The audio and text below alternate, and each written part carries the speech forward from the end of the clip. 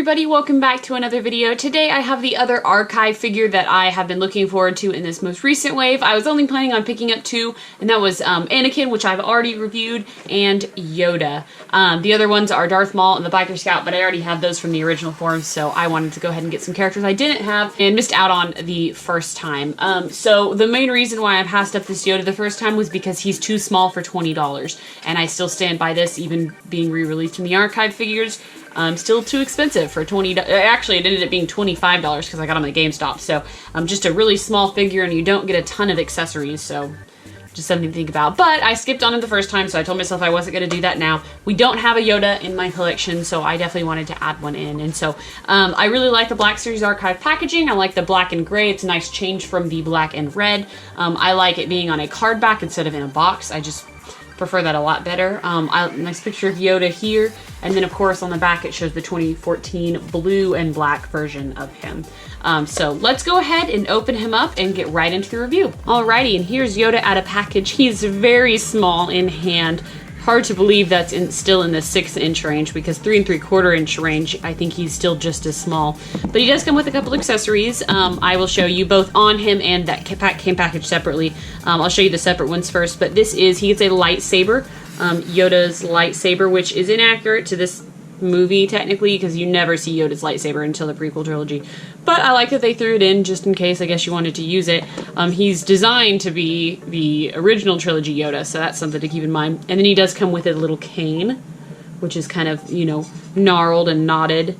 It's very bendable though, so I kind of don't like that. Definitely is not going to really help support him. In terms of the accessories on him, he comes obviously with his little famous snake that the original vintage figure came with. That looks very good. It has some really nice texture, good sculpt on the snake itself.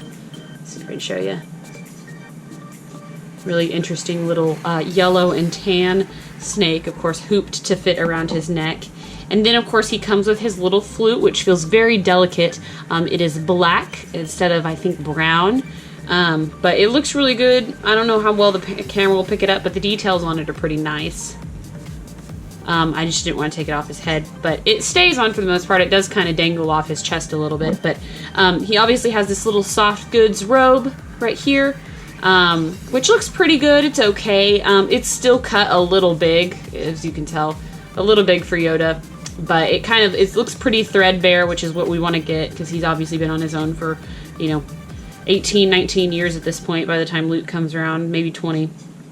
But I think overall it looks really good. I like his belt a lot, and this looks almost like string, but it's actually a sculpted cord that helps tie his belt together. And so you can put his little cane in his hand with some effort and have him, on his cane, with his cane. I think it looks really good. Overall, this Yoda definitely could almost be used for the prequel trilogy. He looks pretty young in terms of, I guess, Yoda years, Yoda youth. Doesn't look bad. The sculpting's really good. They did the dots on the eyes to kind of give it a more realistic version. I think it looks very good. His face is awesome. I have no complaints with that.